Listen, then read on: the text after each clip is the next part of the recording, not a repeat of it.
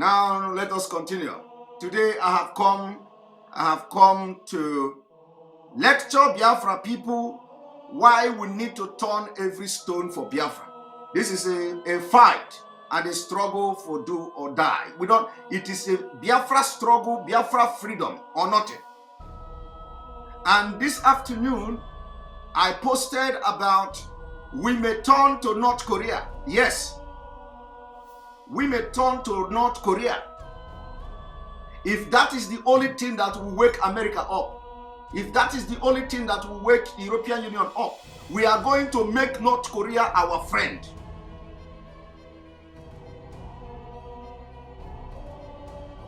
Nnamdi Kanu say, if you know what will bring Biafra, do it. And that is what I'm doing. And I have come to make it clear this evening, we are going to make North Korea our friend. We are going to make North Korea our friend.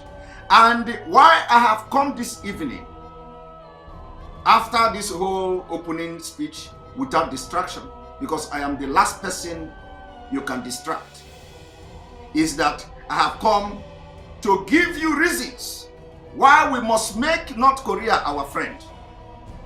It is time to change dimension. We need to bring new dimension. So, and it is not, I'm not saying me will do it. But if you are for the best interest of this struggle, if you are for the best interest of this struggle, start working underground. We need to make North Korea friend. Because that is the only thing that will change perspective. That is the only thing that will change how things are going now.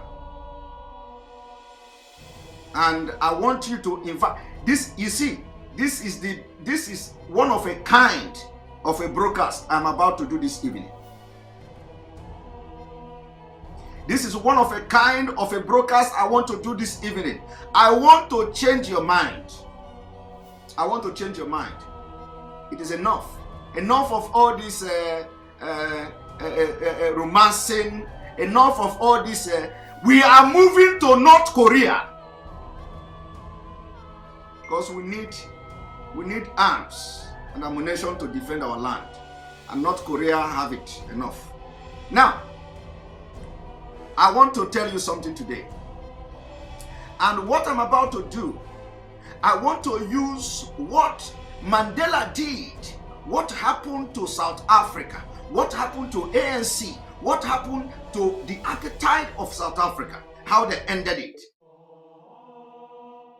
How they ended South Africa appetite. Do you know how? Do you know how they ended South Africa appetite? They ended it. One, South Africa with their rich natural resources embraced Cuba. They made friend with Castro. They made friend with Castro. South Africa, with their rich natural resources, they made friend with Gaddafi. With Gaddafi. South Africa, with their rich natural resources, they made friend with Arafat. Palestine. They made friend with Arafat. And with the friend of these three men, Mandela changed the coin. And we will do the same. Our own is that we will go to North Korea. It is only because of Mandela making friend with Castro, Gaddafi, and Arafat These are the enemies of America. Enemy of America. Enemy of West. And immediately they embrace South Africa. That is what we are going to do. We will start it with North Korea. We will start it with North Korea. You see, let me tell you, what I have come to do this evening is to change your mind for good. After this evening, you will never remain the same. I want you to start thinking differently. I want the people who can make something happen to begin to think differently. Somebody say, by saying it out, Zoo will bribe them. No. We are not. This is not about. We are. The North Korea cannot. They cannot go to Zoo. Zoo, they crazy. Well, let me tell you. Let me tell you one thing. We have everything needed to make this happen. Now, I want you to pay attention to what I'm about to do. One moment.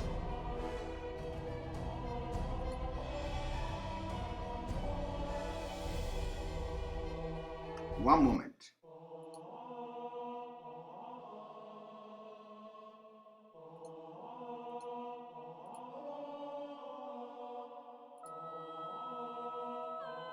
I have said. Now, our teaching this evening is coming from video of Madiba, the great man, one of the greatest freedom fighter, Nelson Mandela.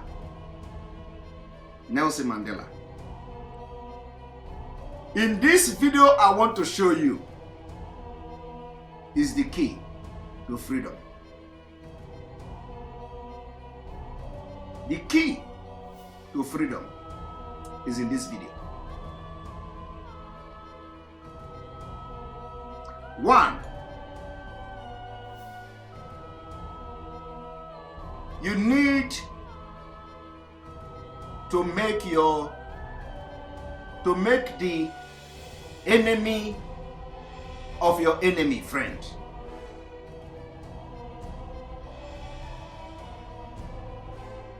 For things to happen.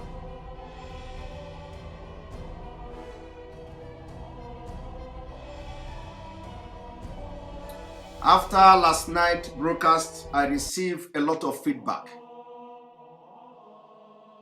And I promise that our man that I am going to address that feedback.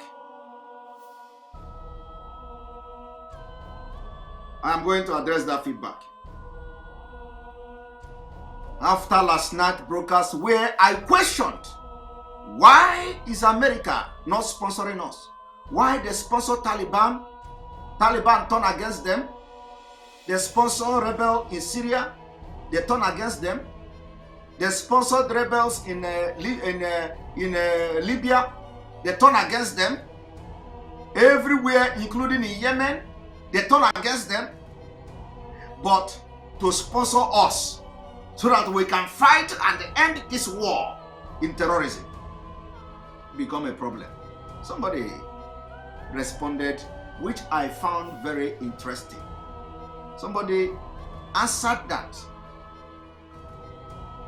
One of our men answered that. And that question, that answer, I found it very interesting. And that's why I'm going to read the answer he gave me. This is how to solve problem. You know, people that have brain to contribute something in this struggle. Not somebody coming to rant and talk rubbish. You listen to a program and with a very objective question and objective answer given as a way forward. Listen to what our brother said. he said, share this with Master Simon. The reason US will not sponsor us is because USA sponsor people or region that they want to convert to Western influence. I agree. This is brainy. This is why they sponsor mostly Islamists. I agree. Well, we are going to turn everything around. He said they want to convert them to Western influence. I can never agree more than that. Most of the Arab world is influenced by the Eastern Bloc. I agree. Russia, China, if not Eastern Bloc, then Iran. My brother, very perfect. This is how to get Biafra. People with the brain, as they are watching and listening to our program, they are cracking brain and looking for answer to the question we raise. And I said, after reading this thing, I told that brother to tell him to watch this evening broadcast because I am going to address and bring solution. Now, in our case, this my brother said, in America,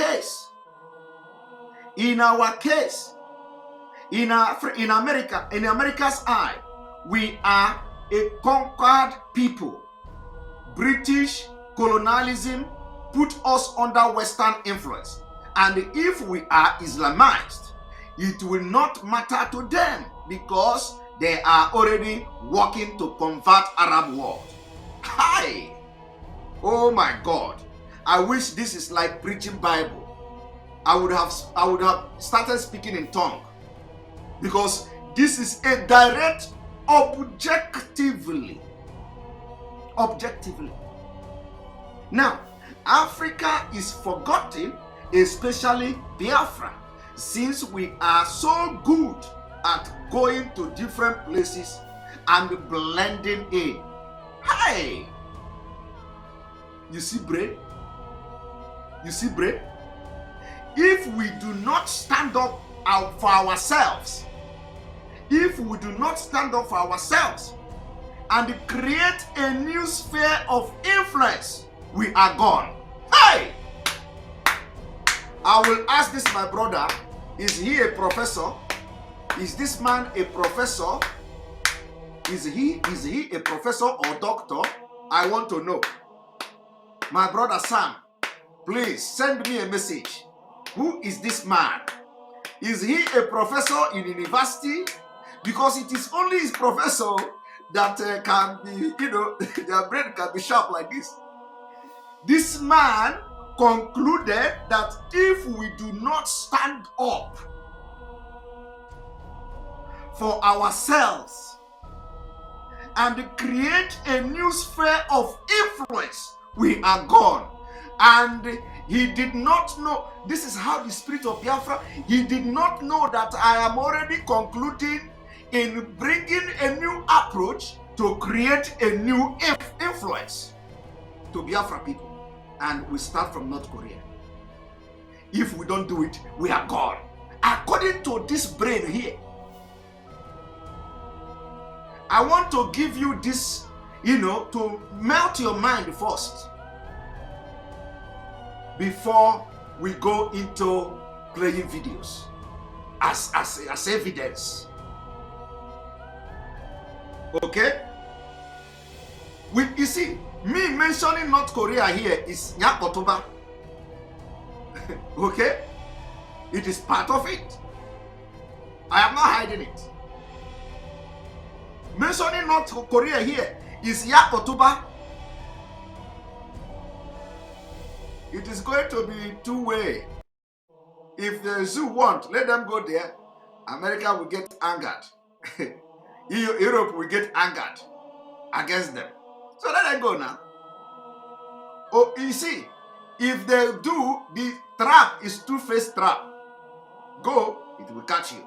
Don't go, it will catch you. We will have nothing to lose. Our own is that we are going to do everything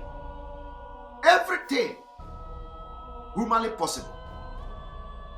Everything. You see, you don't even know how desperate we are. My brother, I did not join struggle to fight with Nnamdi Kanu for nothing. You see, one thing is that we are going to do everything humanly possible. Now, and this is it. If we do not stand up for ourselves and create a new sphere of influence, we are gone. Now, on this note, my people, if you have not hit the like button, because I want people to come, this is one of the best broadcasts I have done. I want you to hit the like button and let other people come and watch it live. Now, from what I have just said now, we need to create a new sphere of influence. And if we don't do it, we are gone. Because this thing you see we are doing, lobby this one, lobby that one, it is good. But then, we need to show how crazy we are. Very, very crazy people. We are. We are very crazy.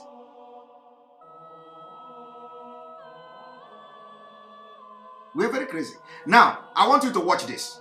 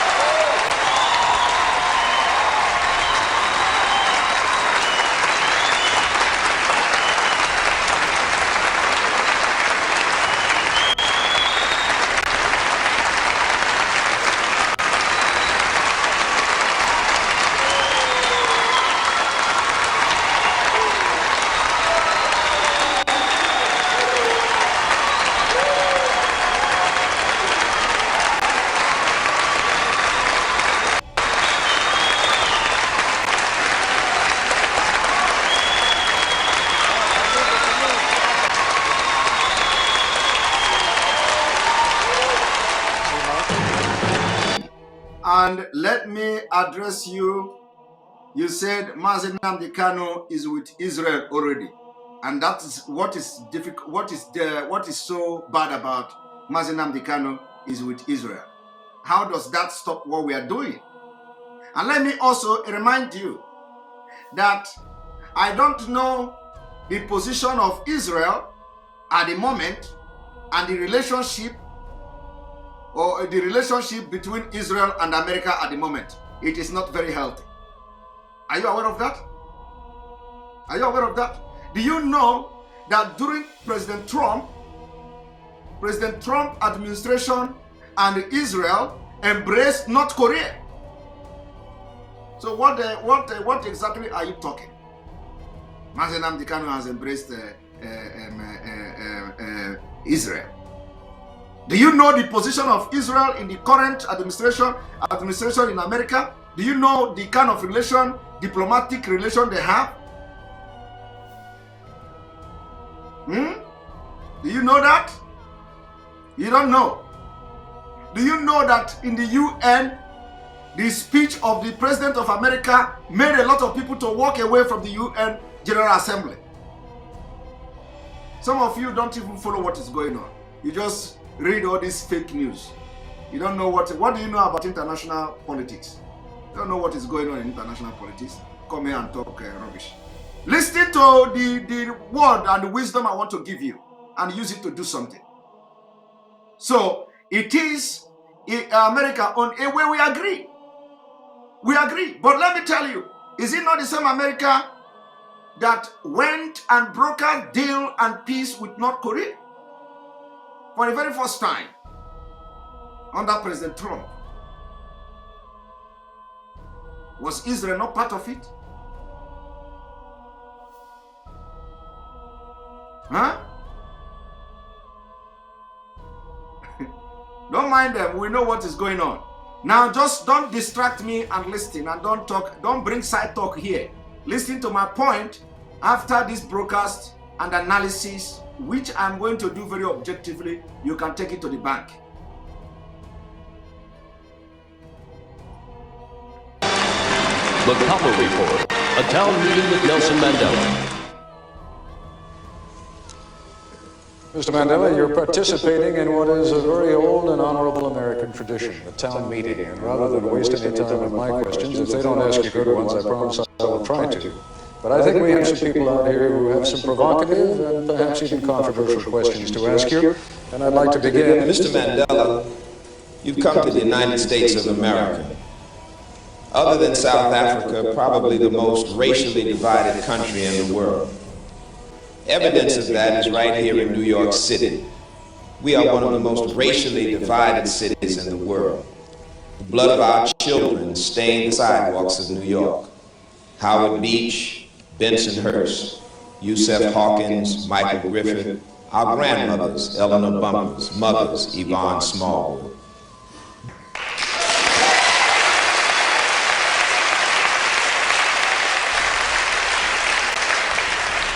If I may just ask you, for your indulgence, if you'd be good enough, there will be some questions you'll like, there will be some questions you won't like. Let me just ask you, though, to save the time so that we can listen to Mandela's answers. Mr. Mandela's answers. Mr. Mandela.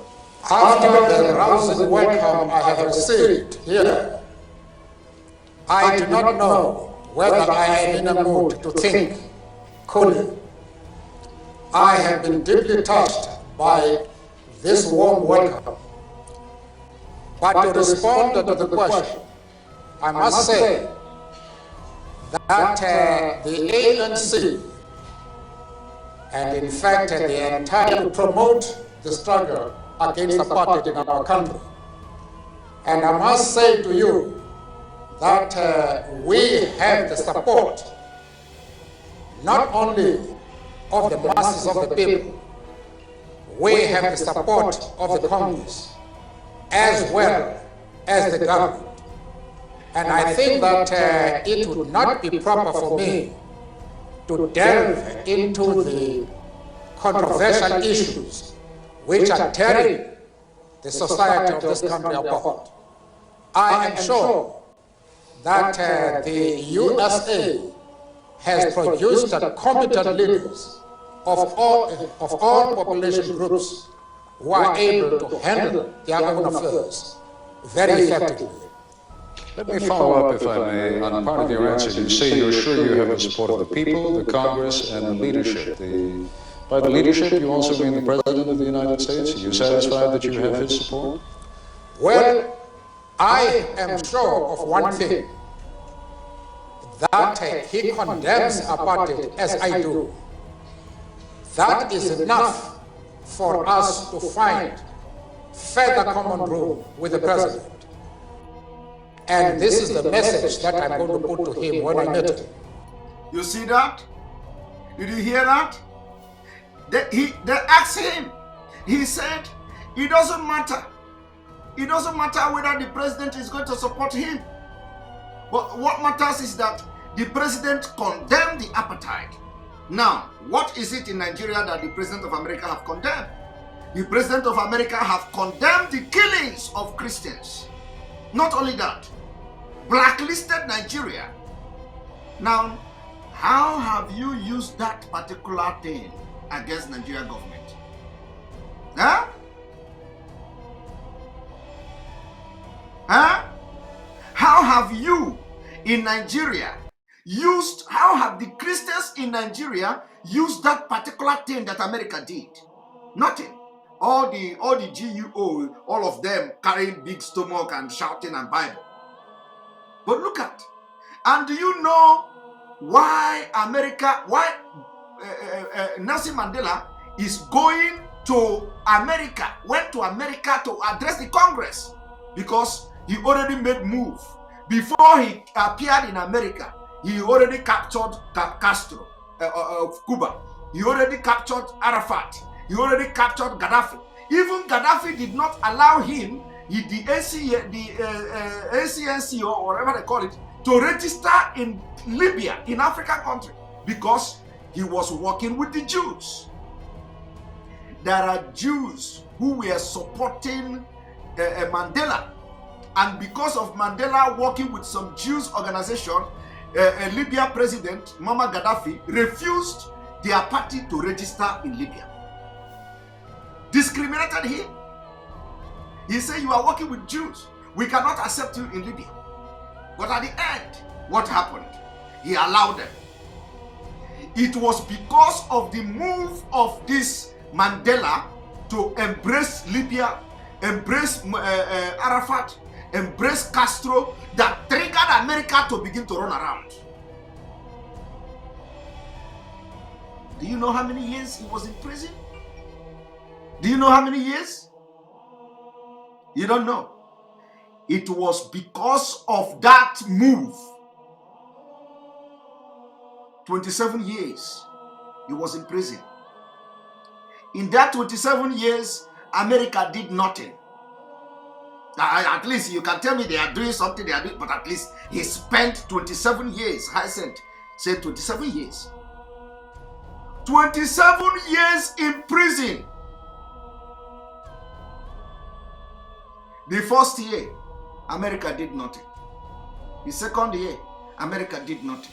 Whether they are doing something or whether they were doing something, I will say they are doing nothing. Because you cannot be doing something and he is in the prison. The third year, America did nothing. The West did nothing.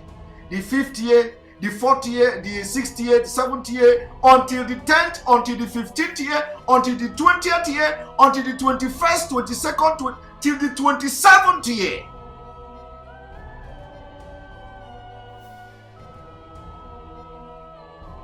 Are you going to wait for 27 years before you embrace North Korea? We need to make friends with the enemy of America and the West.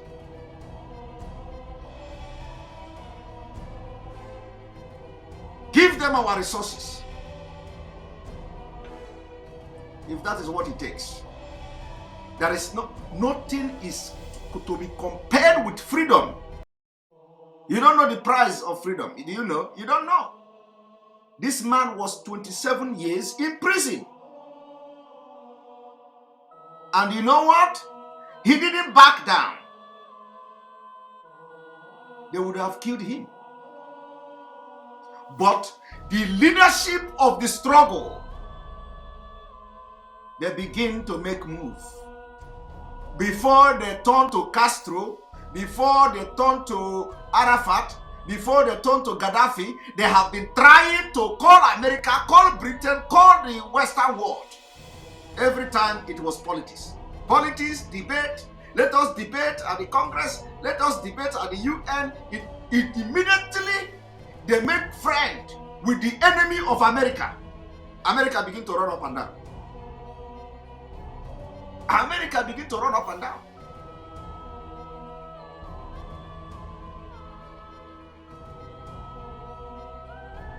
Listen, I want you to watch this video and listen.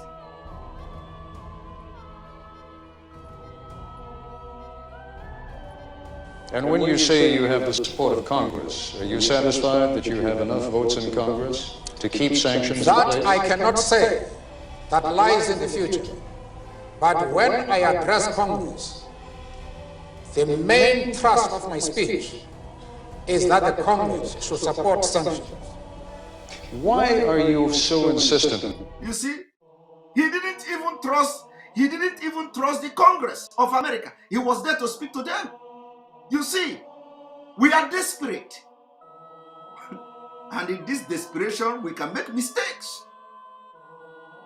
But when it looks like the people we are looking up to are neglecting us, allowing the people to kill us, just like this our brother wrote, which I agree with him, what do? Are you going to sit down and wait for America for ages to come?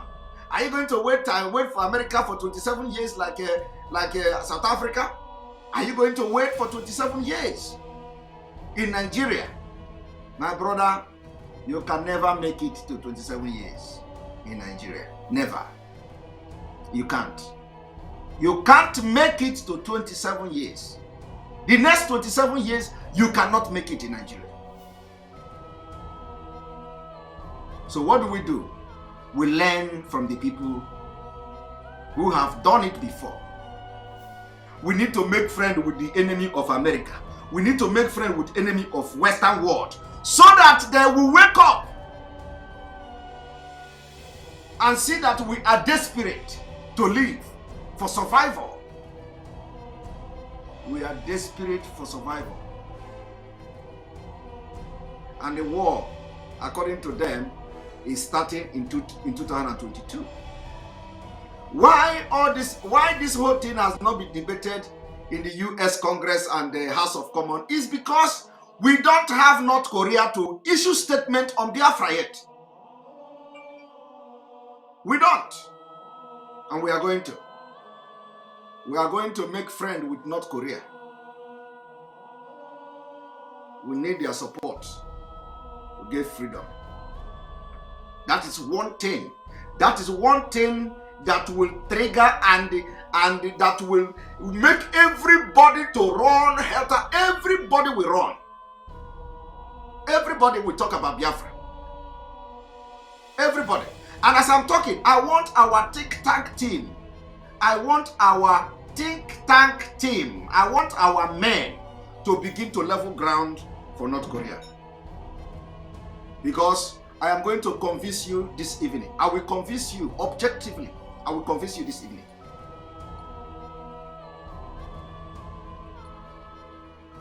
Mr. Mandela, then we'll go to a question at this microphone over here. Why are you so insistent upon maintaining sanctions at a time when it can be argued that the South African government has made more concessions, your release being only one of them, than it has ever made in the past 40 years? I should know better about this matter, Mr. Coppel, than you. No doubt. You see? So, who knows better the issue between Biafra and Nigeria and what is going on in Nigeria? Is it me? Or is it the Congress? Is it America? America don't know it. We are wearing this shoe. We know where it pays. They cannot come and tell me to manage Nigeria. They cannot come and tell me, hey, stay in Nigeria. You people are better in... Do they know what I feel in Nigeria? Do they know how we live in Nigeria? They are not in position to tell us how to live in Nigeria. We live in Nigeria. We know how to live in Nigeria. We know what we feel. We know what we feel living in Nigeria. So nobody from US Congress will compel us to continue to stay in Nigeria. They don't know how we live there. They don't know how we survive there. And that is what Mandela is telling him. Mandela told him, do you think that the South Africa government is not doing anything? Including when they have released you from prison after 27 years? Mandela told him, I am in position to tell you this story. You are not in position to tell me how they are doing. I live there with them. It is my problem. I know my problem better than you. And that is why Mandela emphasized on when I address the Congress. It is not the Congress to address him about South Africa. It is him addressing the Congress about South Africa. Because Congress don't live there. Congress are not from South Africa. President of America then is not a South African. Mandela lives in South Africa. He knows the problem of South Africa. So he will address them.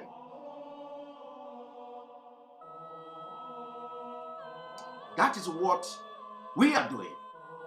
And we cannot allow anybody to tell us the problem we have in Nigeria, because we live in Nigeria, we know our problem.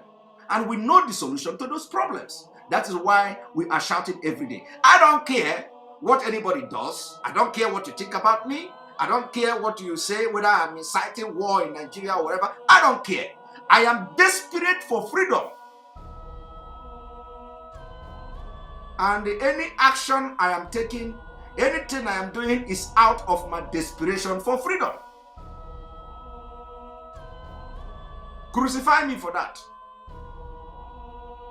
But this is my stand. Now watch.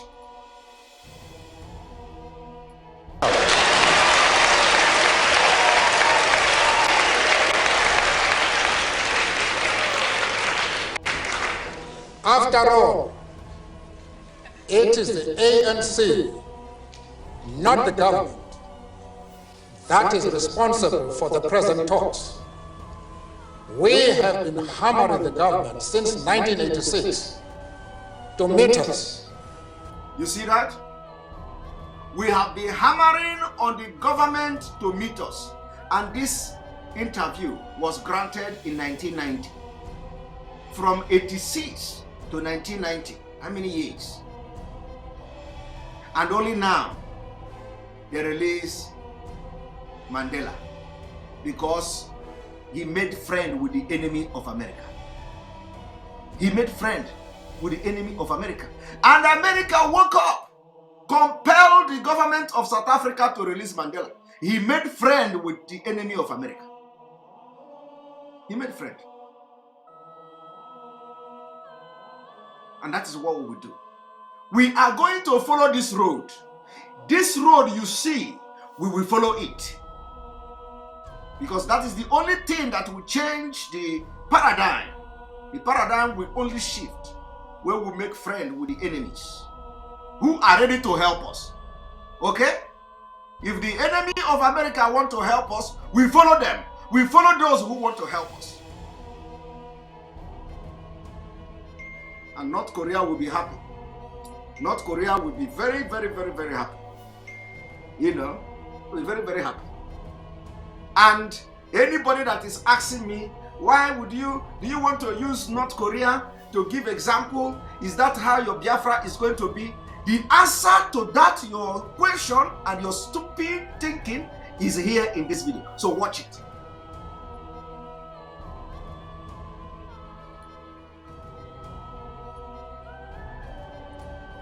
And in spite of the humiliating and insulting conditions they tried to impose on us before they could agree to meetings, we nevertheless had sufficient patience and sufficient commitment to peace as to continue hammering them to meet us. They have eventually done so. But despite the fact that the talks are now on, apartheid is still in place. The police are still killing our people as they've done over the years. Did you see that? The police were still killing his people as they have done over the years. The same way the police is killing Biafra, they are killing Biafrans, killing IPOB members as they have done over the years. The same thing they did in South Africa, we are going through in Nigeria. Biafra land has been militarized and everybody, police is killing them. Police is killing Biafrans. Okay? Police killing Biafrans. It is not different from what happened in South Africa. And it is now to follow this route. I want you to watch. Vigilante groups are openly arming themselves for the specific purpose of attacking progressive groups and progressive leaders. Is it not the same thing? Vigilante groups are arming themselves to attack progressive, and the same thing is happening in Biafra land. The leaders, they armed a Bubago vigilante group. They are copying what South Africa did. The armed vigilante group called the Bubago. The Bubago is now the one they are using to massacre our people in Biafra land. In Biafra land.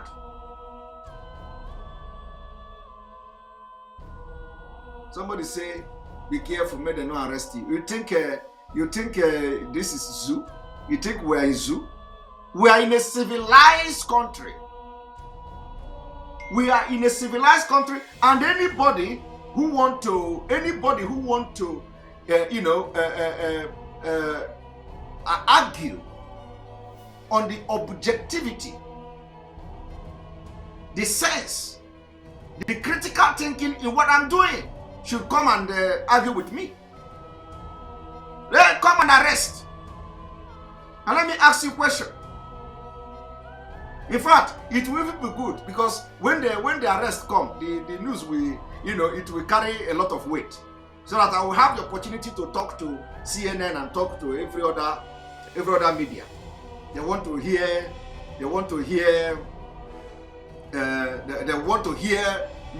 so let them come. It is not about arrest. Is it not people that have been arrested? Is Nnamdi Kanu not in DSS prison in Nigeria? Is it not a human being that you see here and he stayed 27 years in prison? 27 good years. So what the hell are you talking? Let me tell you, some of you don't even know that prison in Europe is better than your house. Prison in Europe is better than your house. You don't know that some people when they want to deport them, they will say, take me to prison. I will not go. I would rather die here. I would rather die here. I would rather stay in prison. Go and ask people, your brothers who have been in prison. This one that say fear. Your brother is in prison somewhere. You watch TV and do sport before you come out from the prison. You are looking like a macho man. You eat better food, better than what you eat in Nigeria. Where you are now, that person commenting this thing. All right, let us continue.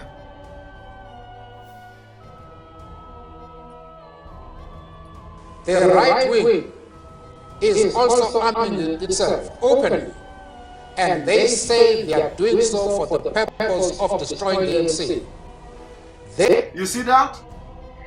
The right wing also arming themselves, and they are doing so for the purpose of destroying the ANC. Exactly what the Nigeria politicians are doing, arming themselves to destroy ESN, to destroy IPOB. The same thing, the same purpose, the same tactics they are using. Now continue.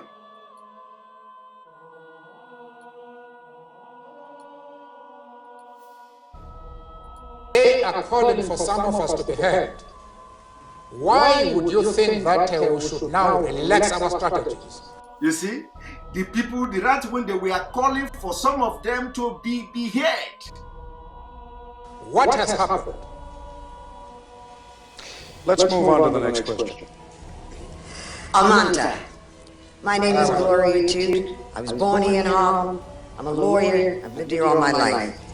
I'm also on the board of directors of the African Educational Foundation that's raising money to train the people of Africa for industry. I am concerned about the future economy of South Africa. I am concerned when I look at the newer countries that gained their freedom so hard fought, indeed did not demonstrate sound fiscal policy. This is exactly the same word they are using every year, including against Biafra. They are afraid that other country that got independent, they failed. They did not live up to expectation. They will use South Sudan to give you example of it.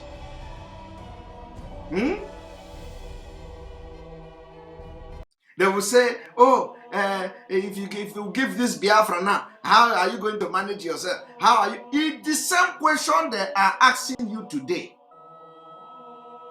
The same question. The same question. Now listen to what Mandela will say. Listen. The literacy is still quite large and hunger. You see that? We do not care whether the cat is white or black, as far as that cat will catch a mice. That's exactly what I am doing now. I am not interested in what you think. I am not interested in whether the cat is black or white. I'm not interested whether North Korea is your enemy or your friend. We must approach them. So long as we can use it to catch a mice. interested what you think about North Korea. I'm not interested in your opinion. Doesn't matter to me. What matters to me is, will approaching North Korea change our struggle for our survival? That is what matters to me. Now let us continue. If I may, What we want to achieve is a healthy and vibrant economy which can ensure full employment to our people, maximum production, and the development of social justice. We wanted to rectify the imbalances that exist in our economy. One of the companies, well-known companies in the country, one company owns more than 75% of the shares quoted in the Johannesburg Stock Exchange. This is illustrative of how our economy is organized.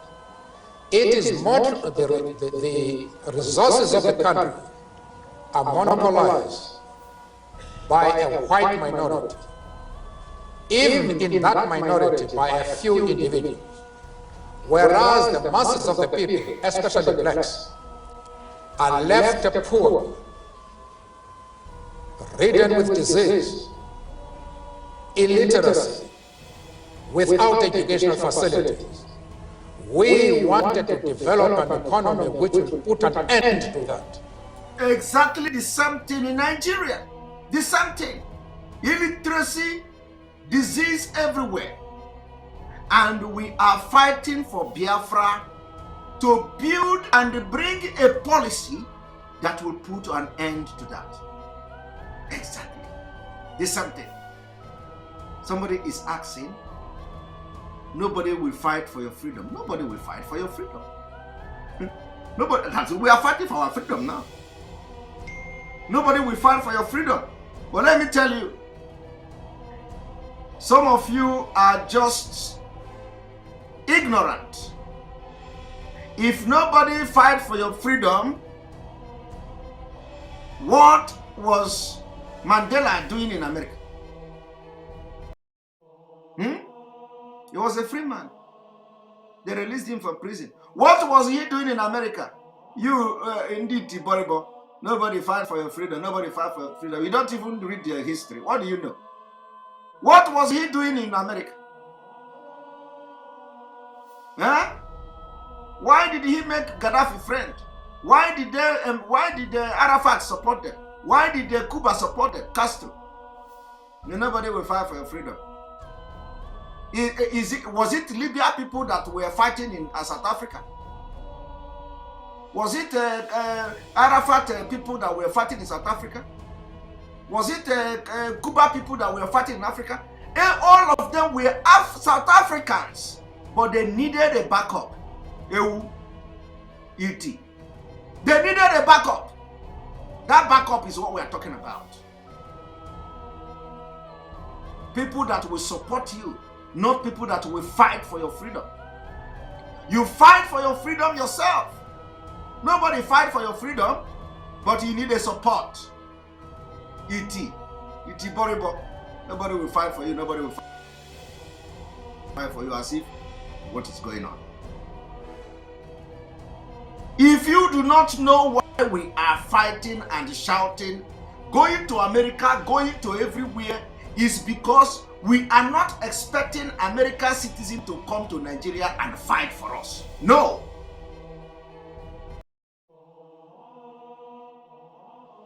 But we need them. It's called diplomatic approach. Itim Pataka, we will fight for you.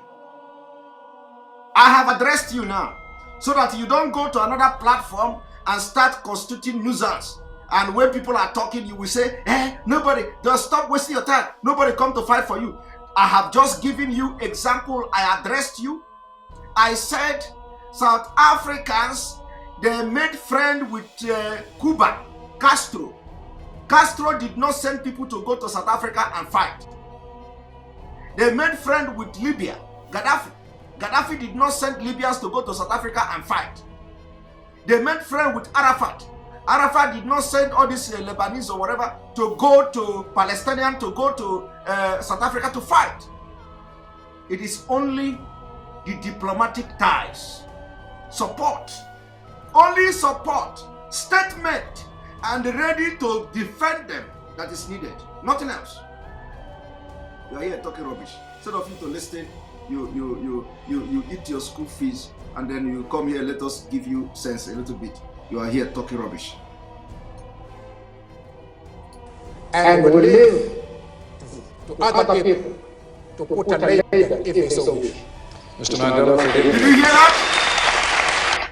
We leave other people to label if they so wish. If they so wish. Mandela was not looking face, and I have come to not look your face. He said, if you like, put label. If you so wish, put label in the position, whatever they are doing. It is your business. That is freedom. Freedom. And you don't need me to start explaining to you how they destroyed South Africa, fighting for their freedom. You don't want to know.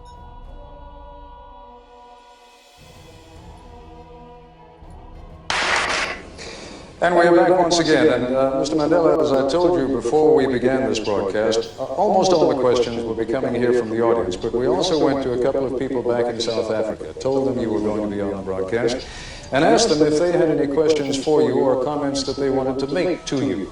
One of those from whom we are about to hear now, and I'd like you to address your attention over that monitor, is a man by the name of Koos van der Merwe, who's one of the leaders of the Conservative Party. Have a listen to what he has to say. Hello, Nelson. I'm a South African. I'm an Afrikaner. I want self-determination for my people in a part of South Africa. You can't have the whole South Africa for yourself. A part of it belongs to my people. Nelson, you're not going to nationalize the assets of the white people. I have worked for my banks, my mines, my businesses, and my farms. You are not going to take it. Stop your violence. Stop your sanction campaign. Stop your nonsense. Leave the violent campaign alone. And come and sit down, become a normal person, and talk. And maybe that way we can find solutions. And lastly, forget communism, Nelson. It's gone. And I hope you will be well. I believe you were ill. I hope you will recover. And have a good journey. The same thing Fulani are telling us. The same thing. Exactly the same thing. Oh, you stop constituting nuisance. Stop making violence. Stop preaching hate. Come back to your senses. Come to Nigeria. Let us talk. We live one. Nigeria must be one. The same language. Same language. Nothing changed from what this man said now and what Fulani said, including Umahi. Umahi said the other day, the people who are shouting for Biafra, they are all in abroad. They are angry when they go to look for greener pasture. It didn't work. They come down. They are sick. Stop this nonsense. Stop this killing. Stop this violence. Stop this. Stop that. Come back. Kai. Exactly the same thing. Now they are doing to us today.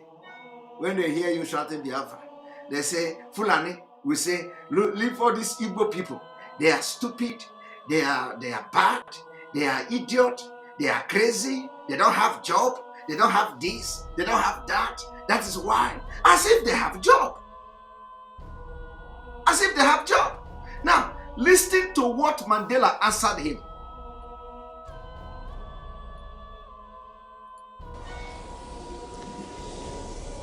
Aangename is koos.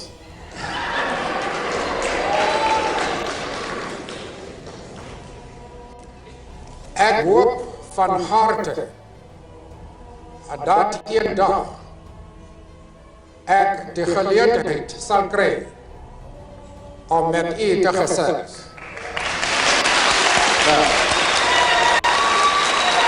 He responded to him in a language he understands, Afrikaner. Mandela responded to him in a language he understands, Afrikaner. To prove a point, I want you to listen to what Mandela said because he spoke in Afrikaner to prove to the world that they have different language. Now watch.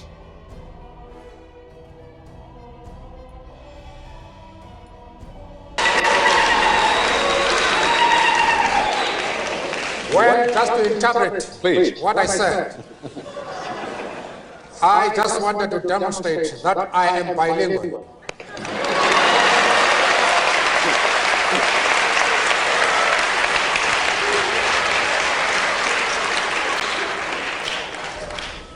All I have said to question America is to say I am happy to know you. I hope that one day we shall have the opportunity to discuss the affairs of our country. That is all. Now, let me pick up, if I may, Mr. Mandela, on what Koos van der Merwe had to say. He represents, as you know, a small but significant segment of the white population in South Africa, which is pressuring Mr. de Klerk from that political side of the spectrum. To what degree do you feel any need to help President de Klerk deal with people like Koos van der Merwe? Mr. de Klerk is an independent, resourceful, and flexible leader. He is able on his own to deal with the right wing.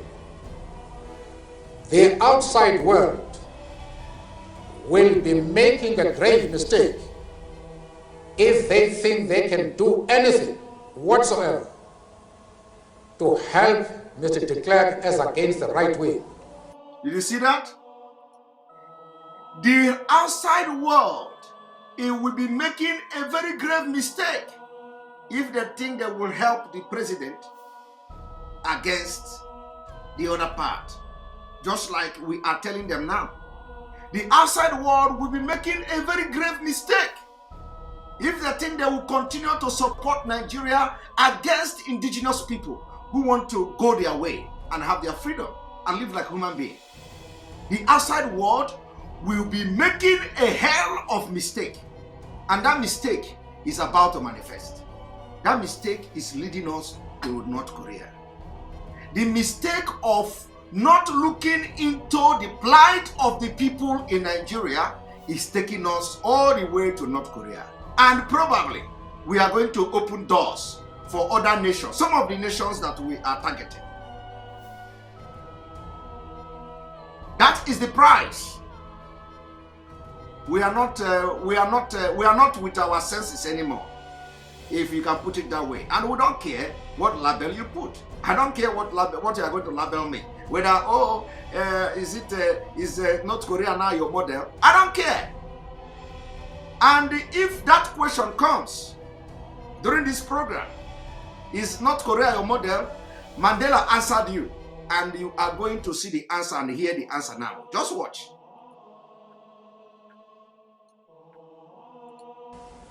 In fact, for the international community to seek to do anything expressly to help Mr. de Klerk would be the best way of undermining him, because what the right wing is doing is to tell the whites in South Africa that de Klerk is a puppet of the United States and Great Britain, and that what he's doing now is precisely because he has received instructions from those two countries.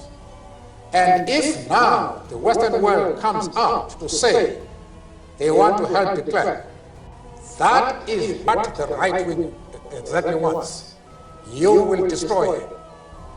We, the ANC, are the only people who can help him. And we are doing our very best to help him.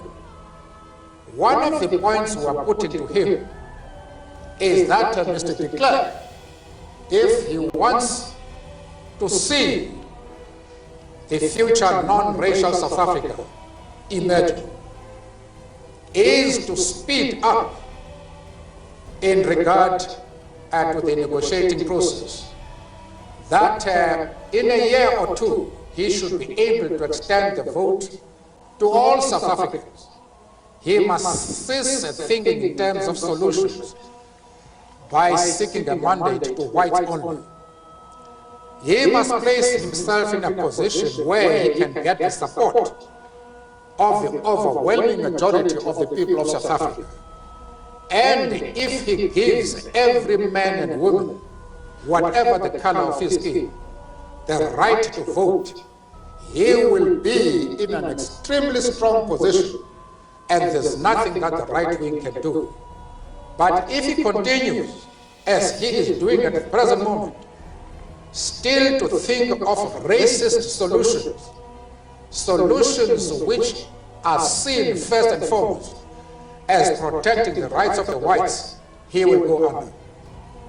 Let us move on to our next questioner at the microphone over there. Mr. Welcome to America, Mr. Mandela. I'm Ken Edelman. Those of us who share your struggle for human rights and against apartheid have been somewhat disappointed by the models of human rights that you have held up since being released in jail. You met over the last 6 months 3 times with Yasser Arafat, who you have praised. You have told Gaddafi that you share the view and applaud him on his record of human rights and his drive for freedom and peace around the world. And you have praised Fidel Castro as a leader of human rights and said that Cuba was one of the countries that's head and shoulders above all other countries in human rights, despite the fact that documents at the United Nations and elsewhere show that Cuba is one of the worst. I was just wondering, are these your models of leaders of human rights? And if so, would you want a Gaddafi or an Arafat or a Castro to be a future president of South Africa? Listen to that. Did you hear that? They have come. That is why I say, for those of you who want to tell me, oh, so the Biafra you are fighting is to emulate North Korea, listen to the answer here. The answer is here. They want to say, oh, so the South Africa you are looking for, you make a Gaddafi your role model, you make a Castro your role model, you make Arafat your role model. So is it that you will be proud for them to be president of South Africa? Now watch.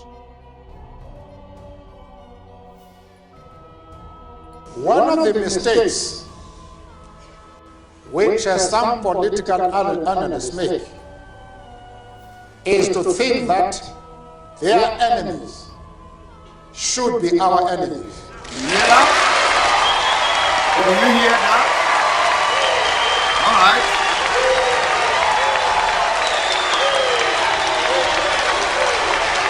Do you hear that?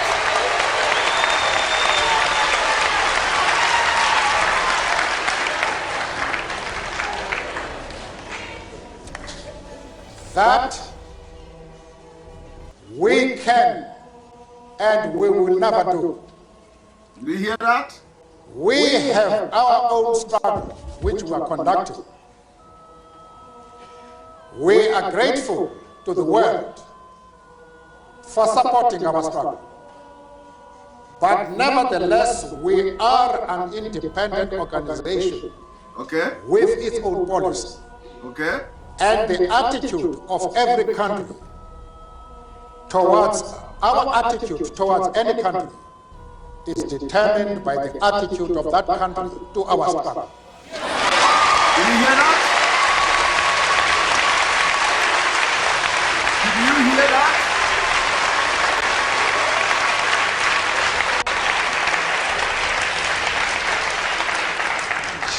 Our attitude towards any country is determined by the attitude of that country towards our struggle. That's what we are talking about. If North Korea embrace us today, That's the end. We will embrace them. If they embrace our struggle, we embrace them. And we are going there. There is nothing is going to stop it. Let all our think tank men, you know yourself, let the work start immediately. We will go to North Korea. This is it. And let me tell you, you see the reason why Mandela was there is because of his allies, Castro, Arafat, Gaddafi. That was the turning point of America, the West, Britain. The turning point was when Gaddafi get involved, Arafat get involved, Castro get involved. They feel threatened. All of them feel threatened.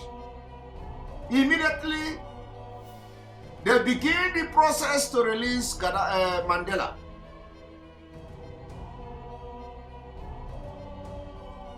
And after releasing him, they rushed him, they invited him, treated him like a president in America. You see how they welcomed him in America.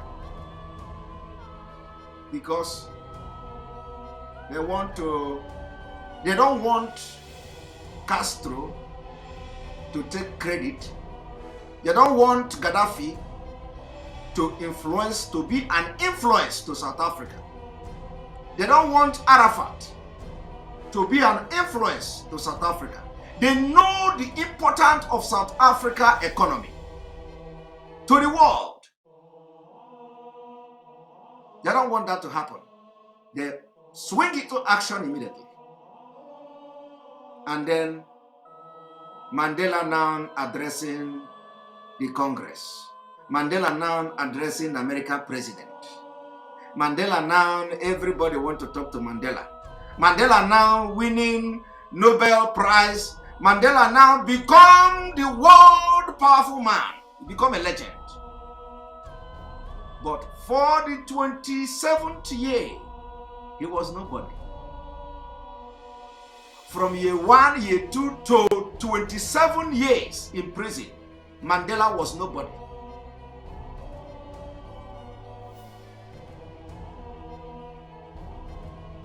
Until he made alliance with the enemies of America. America woke up. You see, we are fighting for, we are all very comfortable where we are. Every one of us fighting for Biafra from diaspora. We are very comfortable. Okay? The difference is that in those days, South Africa, Mandela and co, they stayed back. They don't have the opportunity we have. And also, they did not eat cow. They did not eat cow, Fulani cow like you eat in Nigeria. At least they had brain. But let me tell you, there were other South Africans that were used against the same South Africans fighting for freedom. That's why there were a lot of killings.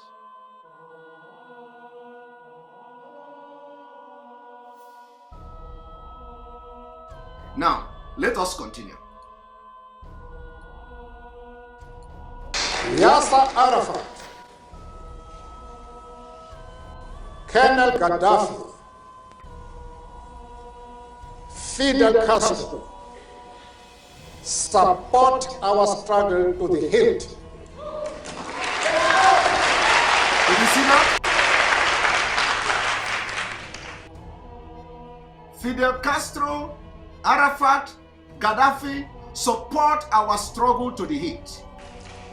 There is no reason whatsoever why we should have any hesitation about hailing their commitment to human rights as they are being demanded in South Africa. Our attitude is based solely on the fact that they fully support the anti-apartheid struggle. They do not support it only in rhetoric. They are placing resources at our disposal for us. Did you hear that? This is where they shoot America on the leg. You see? Mandela made it very clear and very open. These people they are condemning are supporting their struggle, not only in rhetoric, but they made resources available. Castro, Arafat, Gaddafi made resources available to ANC to fight for the struggle. And that was the biggest threat to America and the West. They decided, no. Let us give these people freedom. Let us step in. Let us step in. Let us step in before these people hijack South Africa. Let us step in. Do you know there are diamonds there? Do you know South Africa have diamonds? Do you know the kind of natural resources you have in South Africa? No way. We cannot allow them. We cannot allow Gaddafi. We cannot allow Castro. We cannot allow Arafat. If they succeed in giving these people and following them till the end, they will have influence in South Africa. And South Africa will never listen to us. America hijacked Mandela. Bam! The West hijacked Mandela. Bam! Britain, everybody, they invited him to America and he can now address the Congress. That is politics. Politics. And right in front of the world, Mandela did not deny them. Mandela defended them.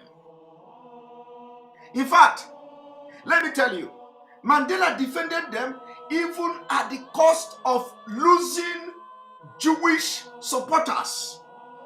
What you are going to watch next will shock you.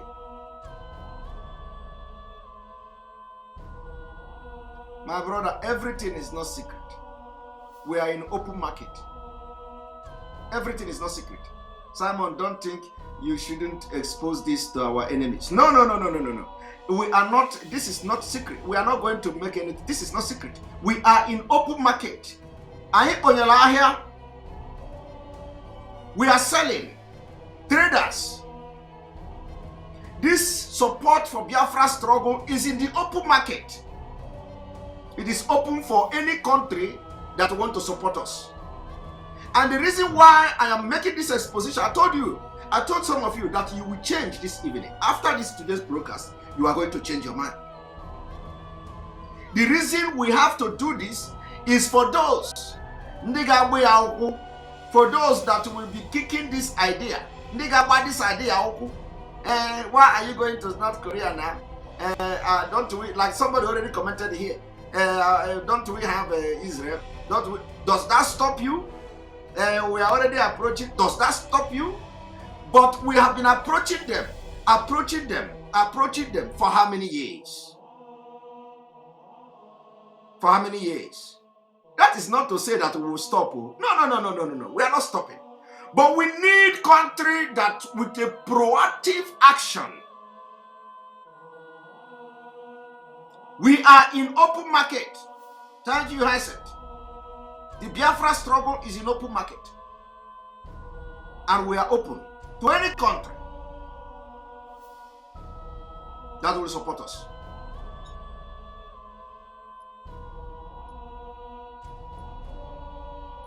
To win this battle.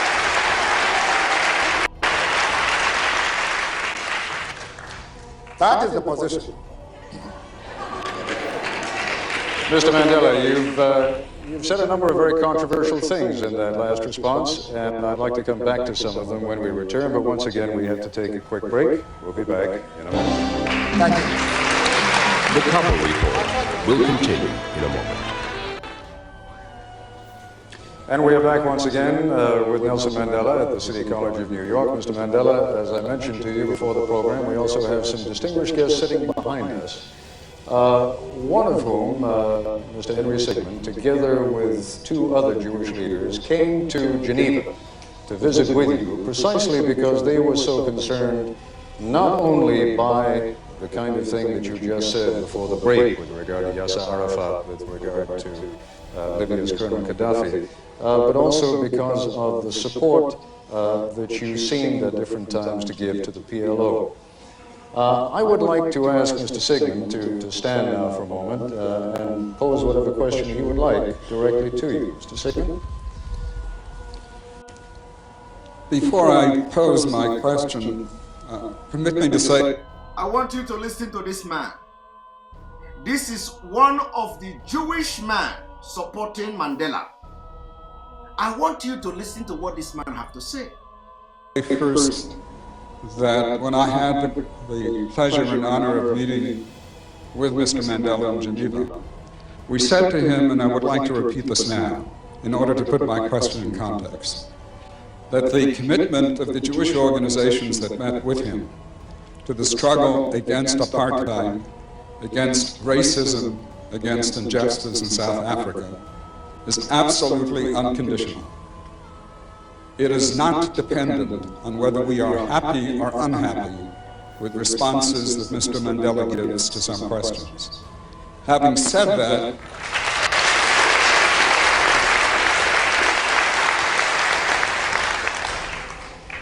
I think I would be dishonest if I did not express profound disappointment with the answer that Mr. Mandela gave to the previous question, because it suggests a certain degree of amorality. It suggests that what these people do in their own countries, what a Gaddafi does in Libya, what a Castro does in Cuba, is totally irrelevant, even in terms of the issue of human rights, as long as they support the cause of the ANC. I hope that is not what Mr. Mandela meant, and I would hope that he would clarify that issue further. Mr. Mandela. Now, did you hear that? Did you hear that? The Jewish man was concerned by the statement of Mandela, supporting Arafat, supporting Castro, supporting Gaddafi. And you see, the highest level of immorality, he called it. He said, though, no matter what he answered here today, it is never going to change the Jewish organization position to support the South Africans and support Mandela. But then, he said, I hope, you need to clarify that you are not actually, supporting Gaddafi, supporting Arafat, supporting Castro. Remember, from the beginning of this interview, somebody had already told Mandela how in this city, New York, where this interview was taking place, how the racial discrimination, how they were killing blacks, how the white have killed black in New York there. And do you know what? Mandela refused to comment. Mandela said, America have raised leaders, that they don't delve into other countries' affairs, that he believed that America have raised leaders. So he did not comment on the killings of blacks and discrimination, racism against black in America. Now, this man came up again and said, you need to clarify your support for Gaddafi, Arafat, and Castro. I want you to listen to the answer, because everything you see here that happened, we are going to do it. And you are going to ask this question, and here is your answer ahead of time.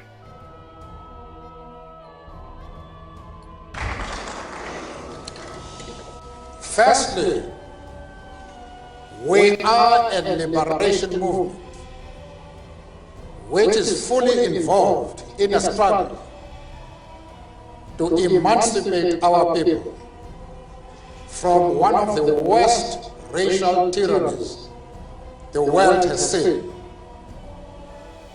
We have no time to be looking into the internal affairs of other countries.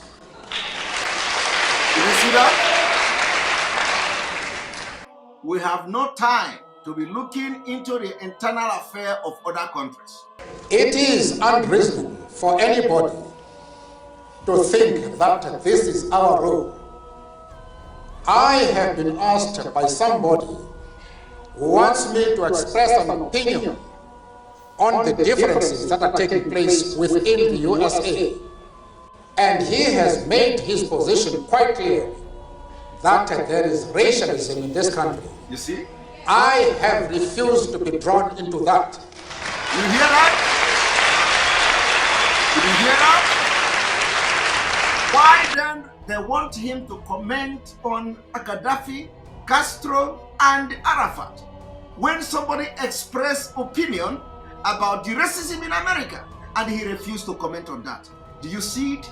Do you see that you cannot be hypocrite? Do you see that you cannot be throwing stone? Do you see that you cannot be the first person to cast a stone? Even Jesus, he said, the person that is pure, let him be the first to cast the stone.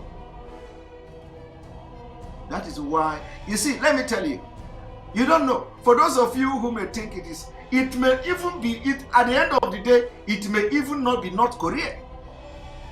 At the end of the day, but we are going to make friend with country that America and the Europe will hate to help us if they are ready to open their arms.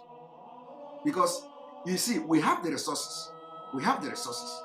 We have the natural resources. We have everything.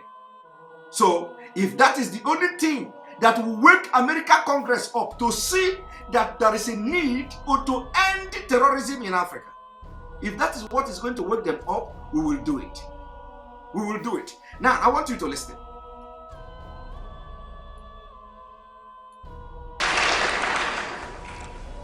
Why should Mr. Sigmund accept my refusal to be withdrawn into the internal affairs of the United States?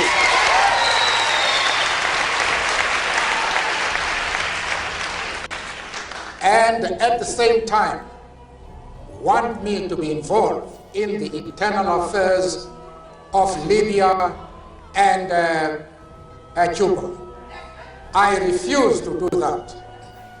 As far as Yasser Arafat is concerned, I explained to Mr. Sigmund that we identify with the PLO because just like ourselves, they are fighting for the right of self-determination. Did you hear that?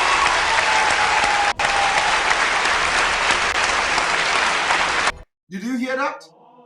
He identified with Arafat. And let me tell you, the position of Mandela will shock you. The position of Mandela about Israel will shock you this night.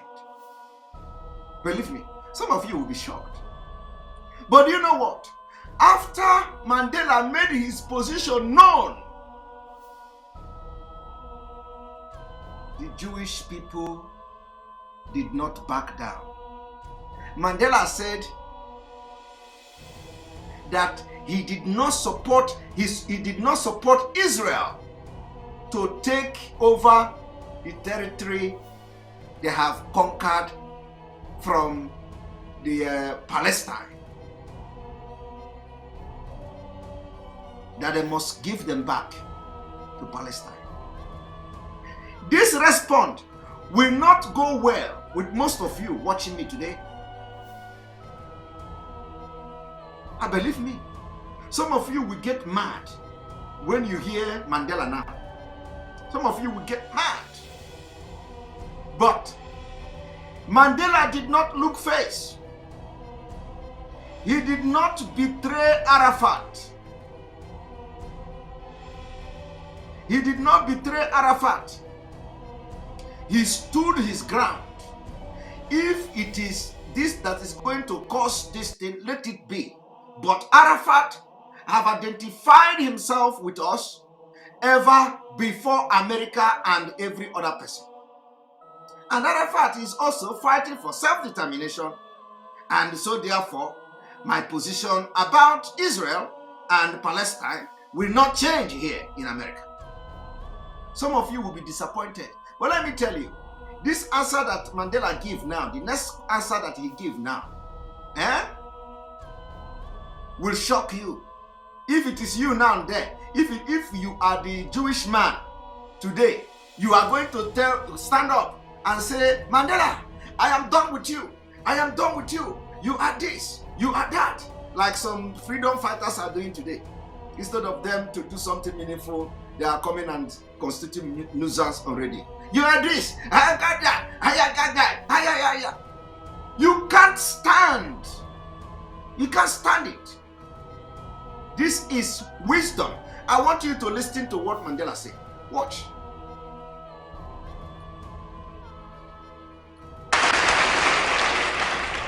I went further, however, to say that the support for Yasser Arafat in his struggle does not mean that the ANC has ever doubted the right of Israel to exist as a state legally.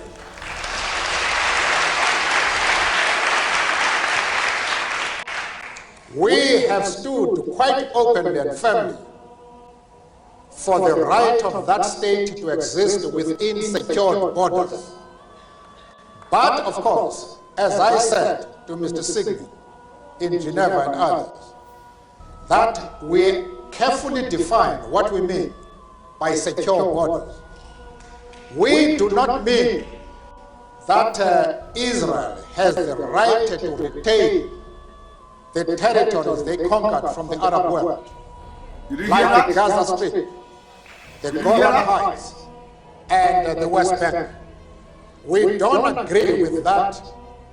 Those territories should be returned to the Arab people. Did you hear that? Mr. Mandela. Did you hear that? He asked him to wait. You see, this is somebody, a man with pure heart. He doesn't look at anybody. He doesn't look face. How many of you will stand him today? You can't. With all your hypocrisy, all your lies, deceit, and everything you do, you can't stand. You will go there and you will deny Arafat. You will go there and you will deny Gaddafi because you are looking at the faces of American people. You will go there and you deny Castro. All of you today fighting Biafra will do it. You will do it. If they bring you now, some of you that are shouting Biafra, Biafra, some of them, I will kill you, I will do this, I will do that. If they invite you to go and talk like this now, you are going to fail.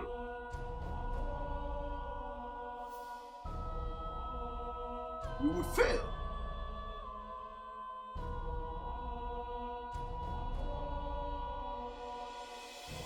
But of course, if you talk, you own Biafra, you own the struggle, you own IPOB, you own this, you own that. Nobody can dare you. You are killing. You are going to kill. You will do this. Akwasha, I will show you. It will not bring the Biafra. You're ranting. You're ignorant. Your illiteracy. Your inferiority complex will not get you Biafra. What will get you Biafra is the brain and wisdom. Not coming to Radio Biafra and castigate Simon, castigate American women, castigate everybody. You are the only one who is fighting Biafra. This is how This is how to fight for freedom. And Mazi Nnamdi Kanu was doing it. This is the exact wisdom of Mazi Nnamdi Kanu. With all the people, everybody. I will kill you. I will do this. Where is our money? Where is our money? Everyday money. Everyday money. Where is the money? You take the money. Bring the money. What is your strategy to get Biafra? We have plan. We have plan.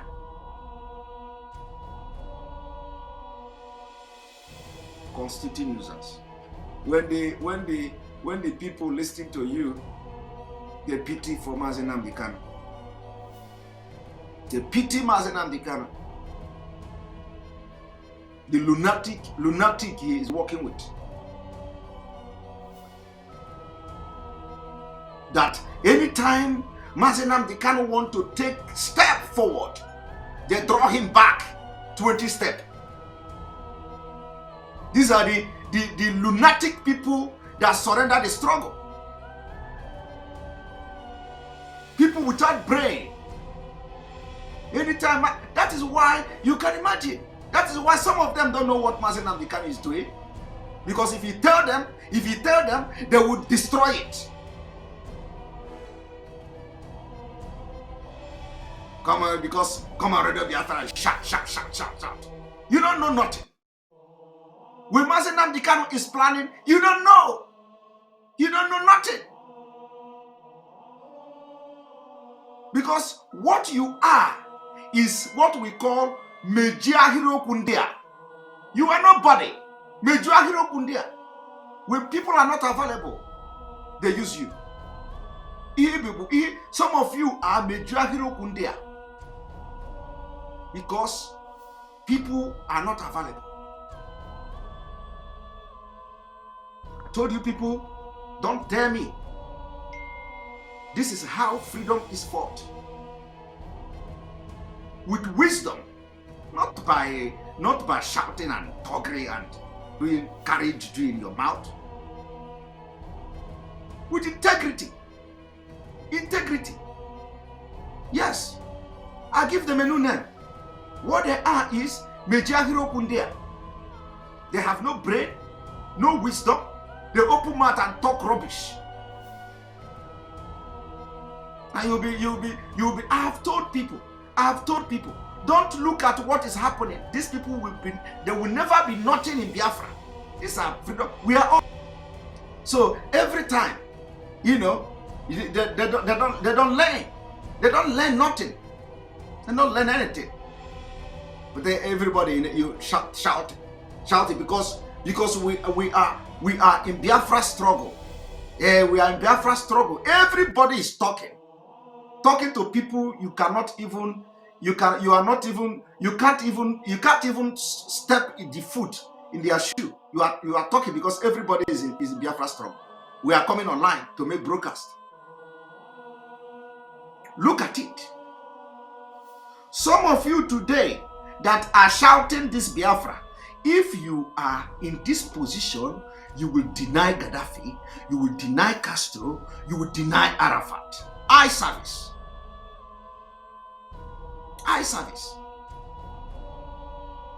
Take oath. No, take oath. Did this, don't do that. Constitute nuisance. Money. With the women are evil. The women, American women is bad. They are bad. American women, they are this. They hijack struggle. They hijack. Every day. Hijack. You leave what you are fighting and fighting something else. Making everybody your enemy. It is only those who respect you. We protect the struggle. Only those who respect you. Come on, under me. You have to be under me. Under me. You don't know how this thing to structure this struggle. We agree. What are you doing? Every time, money, account. I have said this. Anybody that attack me again, I will finish I will bring the person and finish you. After finishing you, we go forward and finish the remaining work. I'm not a joke. Every time. I kill you. I kill you. Man. I also ever and others that we carefully define what we mean by secure borders. We do not mean that Israel has the right to retain the territories they conquered from the Arab world, like the Gaza Strip, the Golan Heights, and the West Bank. We don't agree with that. Those territories should be returned to the Arab people.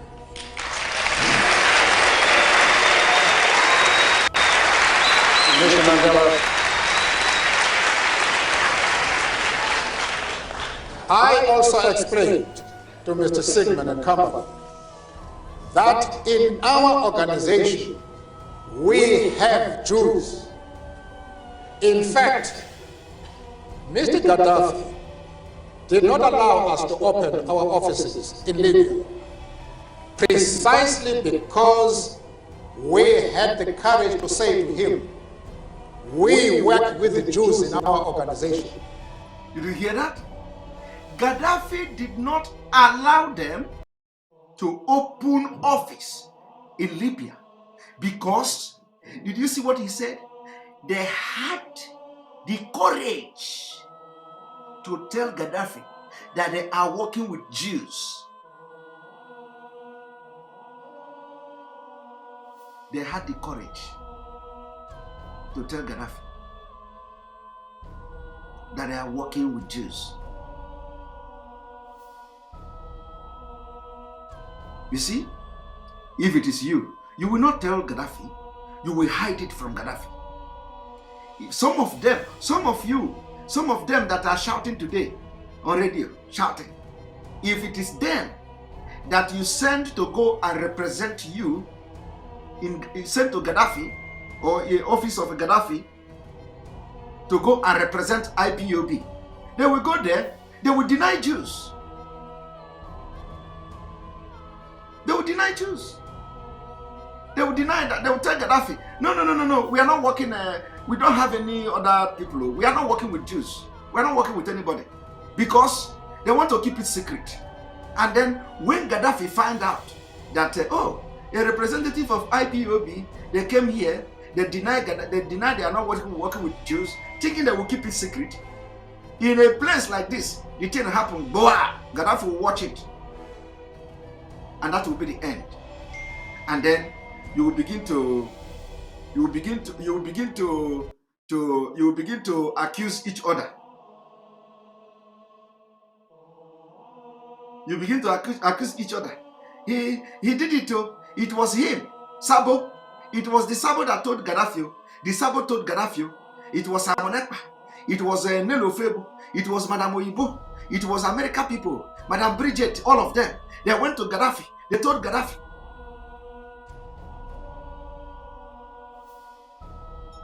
Mad people everywhere.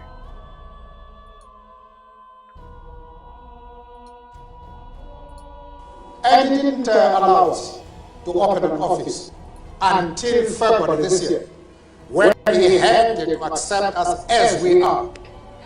We are not prepared to be swayed by anybody. We have an independent policy which we accept no matter with whom we discuss.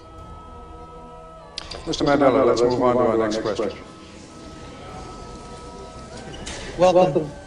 My name is Malcolm Dunn. I'm from Plainfield, New Jersey, and I'm chairman of the United Minority Business Brain Trust of New Jersey and the national chairman of the American Legal Defense Fund for the minority business organizations.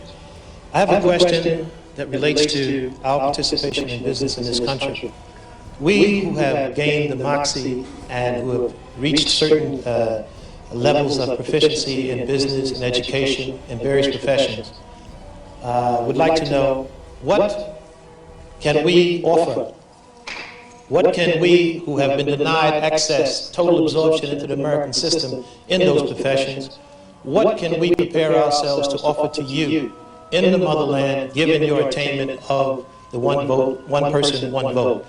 I ask this in the context of Eastern European countries being free, and the money that was formerly sent to Africa is now being diverted to those Eastern European countries. I ask also in the context that though our country has opened up its doors to people of a lighter hue before they have absorbed us fully in this country. And if you have an answer to my question, please let me know who I can contact after this assemblage to keep up the dialogue. Thank you.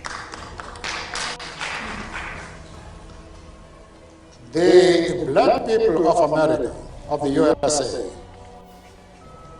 have a lot to offer the people of South Africa in the course of their struggle. Whatever disabilities you have in this country, at least you have been exposed to opportunities which we don't have. You have better educational facilities. There is no legal color bar in this country. And therefore, you have been able to acquire, in spite of your problems, you have been able to acquire expert knowledge, skills, which will require, especially when during the post-apartheid South Africa, you can help us a great deal by making that expertise available to us. As far as the question of who you can keep in contact with in our country, that we can discuss after this occasion. All right, we're going to take another quick commercial break and then we'll be back in a moment.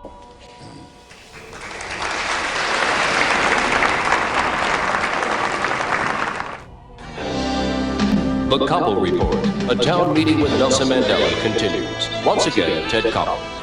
Mr. Mandela, as I mentioned to you also before you came out here this afternoon, there are black leaders in South Africa with whom you and your organization have differences. One of them who represents many of the Zulu people, political organization known as Inkatha, is Gatsha Buthelezi.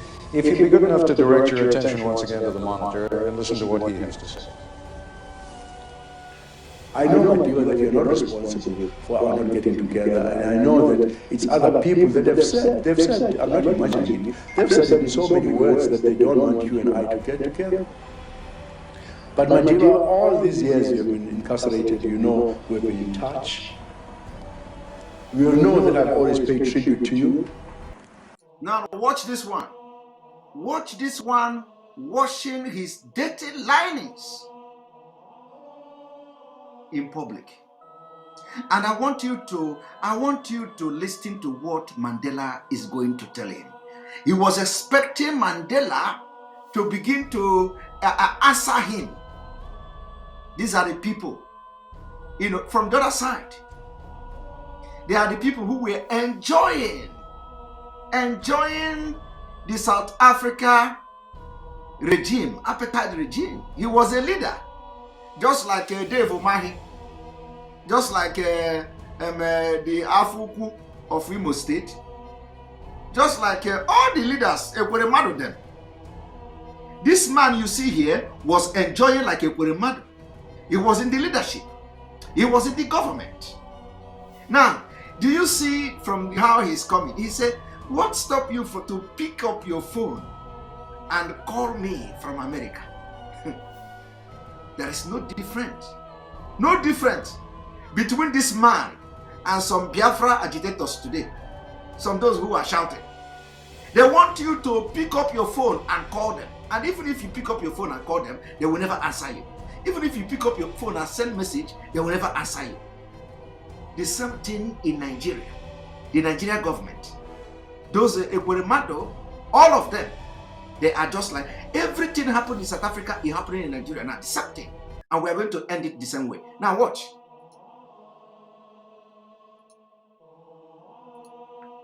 That I've refused, to negotiate with any of the white leaders in this country for decades now, because I told them that it was an absolute non-negotiable that I can get to the conference table without you and our brothers who were incarcerated with you and others, and before the unbanning of ANC, PAC, and other organizations. So I think in your absence, you might be interested to know that one of our brothers who is very close to you has been to see me. He'll have a certain message for you when you return. And I said to myself that it's absolutely up to you. Because there's nothing that prevents you, even in the United States, to pick up a telephone and say hello and talk to me as we're doing ever since you left jail. Shanga, I do not think it correct for me to wash our dirty linen in a foreign country, even though it is somehow.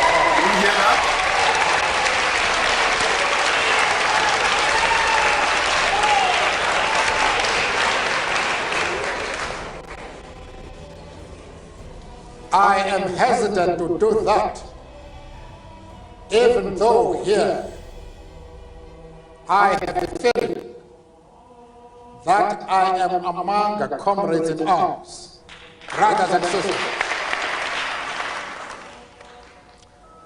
One thing I would like to dispel with all the force at my command is that there is no difference whatsoever between myself and my organization on the attitude towards Inkatha and yourself in person. If I have not seen you, it is because of decisions which we have carefully discussed amongst ourselves and of which I am part. I, however, would like to repeat what you know I have said on numerous occasions. I would like the ANC and Inkatha to sit down and resolve our problems and end the violence that is going on today in Natal. But you know as well as I do that the question is no longer simple. The government has taken advantage of the differences between my organization and your organization. They are using those differences for the purpose of trying to eliminate the ANC and what they consider to be members of that organization who are a threat to white supremacy. That now is our problem. It is no longer just a question of me meeting you. I have asked Mr. de Klerk the simple question. I have said to him, you have a strong, efficient, and well-equipped army and police force. Can you tell me why the government has failed to suppress violence in which almost 4,000 blacks have been killed? Did you hear that? Almost 4,000 black as at then have been killed. And the government is using the advantage of the differences in the same thing is replicating itself. Happening right in and in Biafra land. The government taking the advantage of different groups to IPOB members, including those who to kill indigenous people of Biafra. The same thing that the Nigeria government is doing against us. So when you listen to this story, it is the same thing that we are going through, and we are going to end it the same way. I remember I've told you in the past that the problem we have in Nigeria is also an apartheid regime. The minority, what is apartheid? The minority controlling the majority. Fulani minority control you in every aspect of the Nigeria. In military, they'll give you only one shepherd, only one Fulani shepherd, like the one that he was shouting in Zombe the other day. Kill everybody you see. Kill everybody you see. Like that one. Kill everybody you see. Kill everybody you see. Is a shepherd, and who is the one killing Biafra people, southern Nigeria? They push them.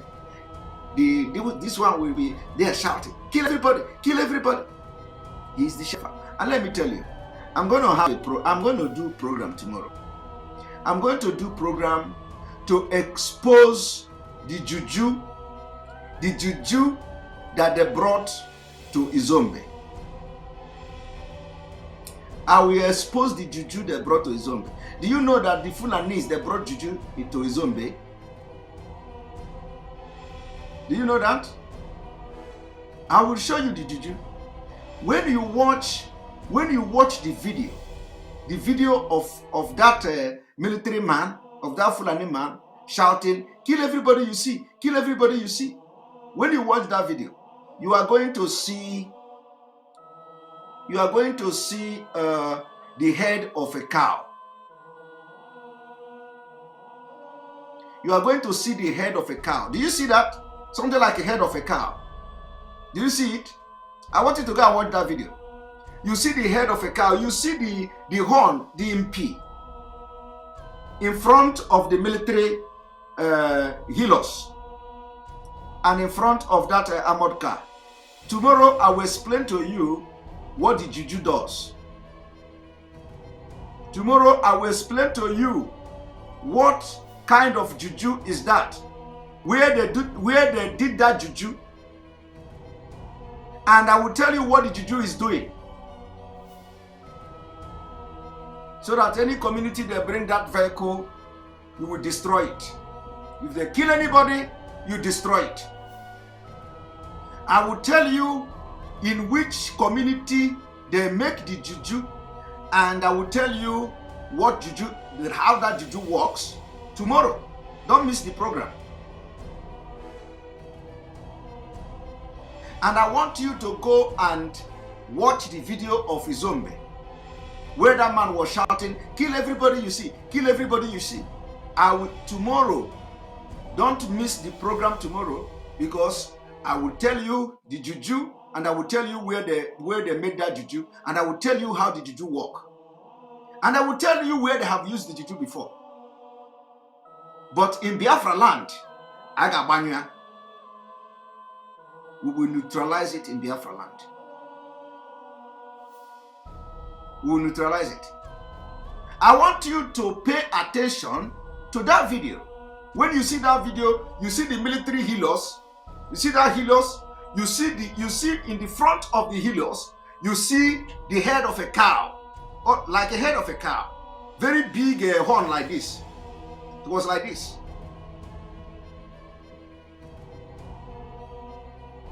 I will tell our Biafra people how the juju work tomorrow.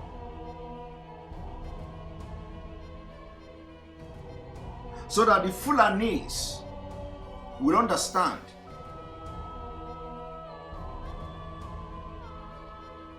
They will know. They will know that for us to know where the juju come from, they are already gone.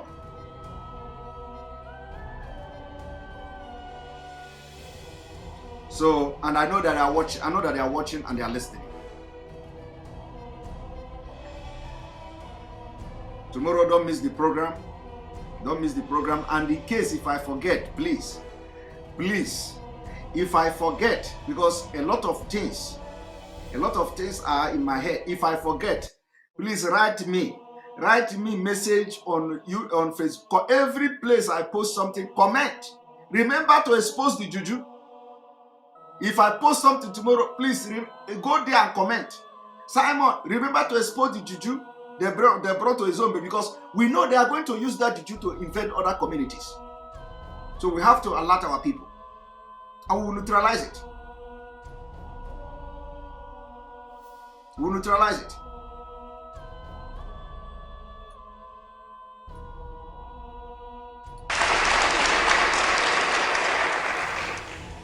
Mr. de Klerk has never been able to give a satisfactory answer to my question. I have told you, I've given him the answer. I have said to him, you have not suppressed this violence deliberately because you believe that by using these differences between these two organizations, you can crush your enemy number one, the ANC. That is your difficulty.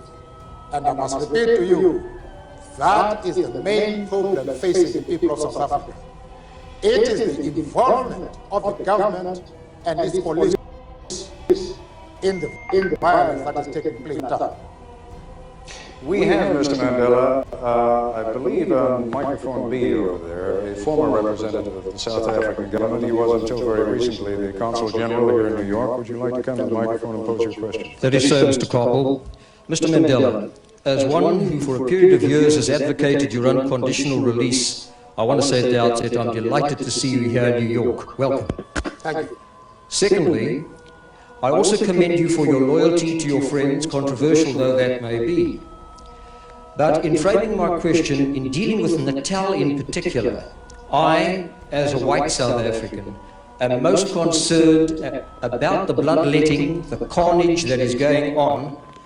And whilst I take the point that you have made that the police possibly and probably could do more, I do believe that the challenge or the ball is in your court, Mr. Mandela, because one cannot, we as South Africans cannot afford to have South Africans killing South Africans. We've got to have peace, harmony, a strong economy. We've got to hold out our hands to each other so we can build the new South Africa with a minimum of bitterness. I believe, sir, that you are the statesman who can do it. I would like you to do it, and I'd like you to issue a call. I'd like you to extend the hand to Chief Gatsha Buthelezi, irrespective of political differences, irrespective of dirty linen, irrespective of what has gone before. I believe you owe it to each other and the country to see that we have a stable, secure platform on which to go forward together, white, black and brown. I hope you agree. Did you hear that? Every time, they are the one always wanting you to stop. They are the one always wanting you to put an end. They are the one always telling you, you have the solution to this killing. They are the one always telling you, call your people to order. They don't see from their own perspective, from their own context. They don't see anything wrong with them. They are doing everything fine. The problem is always Nnamdi Kanu. The problem is always IPOB. Like in the southeast now, they are calling 1 month ceasefire, 1 month calm down, 1 month this. This thing they are doing, they are telling you 1 month ceasefire, you ceasefire, you calm down, 1 month. Exactly the same thing happening in Nigeria. Look at this man. Listen to what. Listen. I do not consider your remarks as a lecture to me.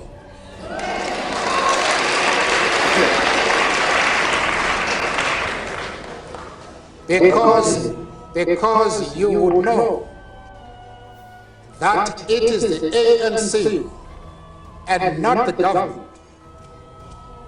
that has compelled the government to sit down and talk peace with us.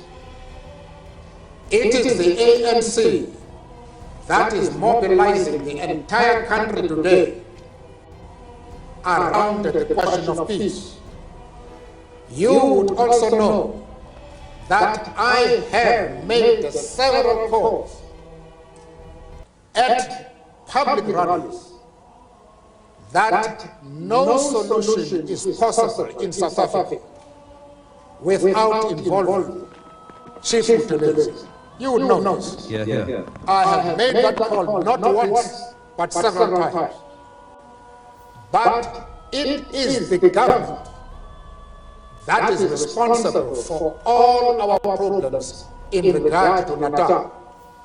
The questions that I have put to Mr. de Klerk, he has not been able to answer. I wonder if you can answer them.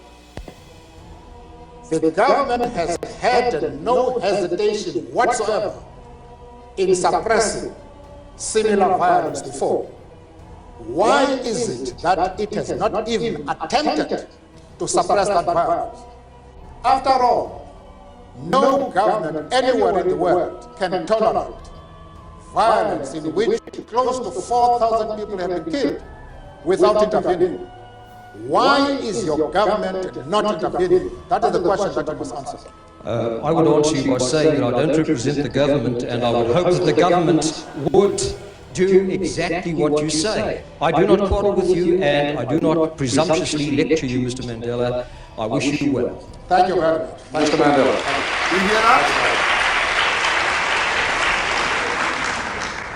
We have ripped through the first part of this broadcast extraordinarily quickly. There are still a number of issues that we have to take up with Mr. Mandela, not the least of them being sanctions by the United States against South Africa. I'm Tim Carpel at the City College of... That is exactly, you must have learned something today. You must have something today. And thank you so much, Ikenga, for your support.